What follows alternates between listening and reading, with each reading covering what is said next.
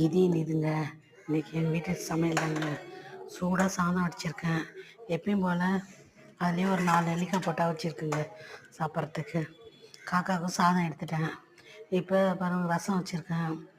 அப்பளப்பூ பொரிச்சிருக்கேன். அப்பளப்பூ கூட்டுங்க இன்றைக்கி கடலப்பருப்பு பைத்தியம் பருப்பு போட்டு கூட்டுங்க. அதில் கடலப்பருப்பு முழுசு முழுசாக இருக்குமா, பைத்தியம் பருப்பு குழஞ்சிருக்குமா, அதில் நம்ம அப்பளப்பூ போட்டு வறுத்து போட்டு தேங்காயெலாம் போட்டு கூட்டுங்க. இன்றைக்கி பருப்பு கூட்டு அப்பளப்பூ கூட்டு தான் சொல்லுவோம் நாங்கள்.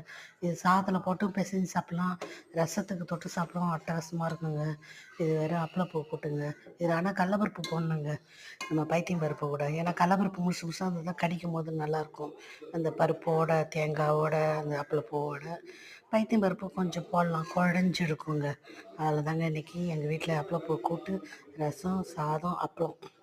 உங்கள் வீட்டிலங்க?